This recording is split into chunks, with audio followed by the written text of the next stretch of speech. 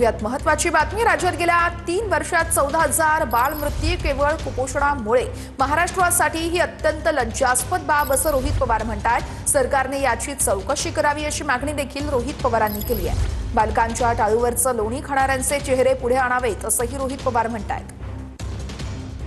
रोहित पवार यांनी ट्विट काय केलेलं आहे ते आपण पाहतोय। राज्यात गेल्या 3 वर्षात 14,000 बालमृत्यू केवळ कुपोषणामुळे झाल्यात।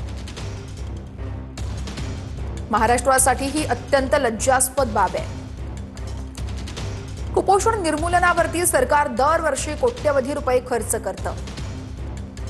मग यातून नेमकं कोणाचं पोषण होतो असा गंभीर प्रश्न उपस्थित होतोय। सरकारने याची चौकशी करावी, बालकांच्या टाळूवरचं लोणी खाणाऱ्यांचे खरे चेहरे पुढे आणावेत।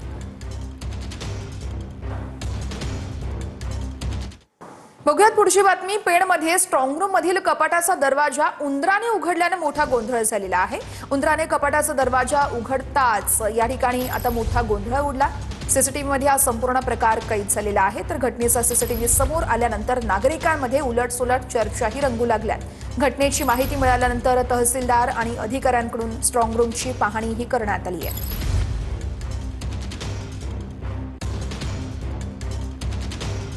हे दृश्य आपण बघू शकतोय कशा पद्धतीने हा उंदीर या स्ट्रॉंग रूम मध्ये शिरला आणि त्याच नंतर कपाटाचा दरवाजा उघडल्याने मोठा गोंधळ या ठिकाणी झालेला होता।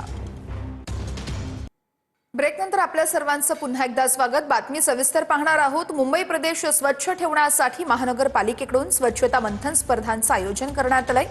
आपल्या प्रशासकीय विभाग, निवासी संकुल, वाणिज्यिक आस्थापना, रुग्णालय तसेच शाळा, उपाहारगृह, उद्यान आणि बाजारपेठ हा संपूर्ण परिसर स्वच्छ ठेवण्यासाठी या स्पर्धेचं आयोजन करण्यात आलेलं आहे।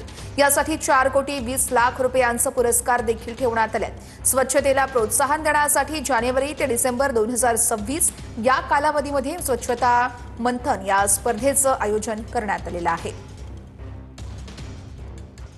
महत्त्वाची बातमी, मुंबईच्या महालक्ष्मी मंदिर परिसरामध्ये बेवारस बॅग सापडल्यामुळे गोंधळ निर्माण झालेला आहे। सर्व भाविकांना मंदिर परिसरामधून बाहेर काढण्यात आलेलं आहे।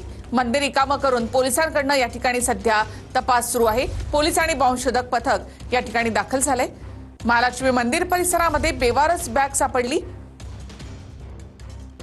त्यानंतर आता इथे डॉग स्क्वॉड देखील आणण्यात आलेलं आहे। बॉम्बशोधक पथक जे आहे ते सुद्धा आहे आणि आता सध्या तपास सुरू आहे। मंदिर परिसरामधून आता सगळ्या भाविकांना देखील हटवण्यात आलेलं आहे। पोलीस आणि बॉम्बशोधक पथक या ठिकाणी दाखल झाले।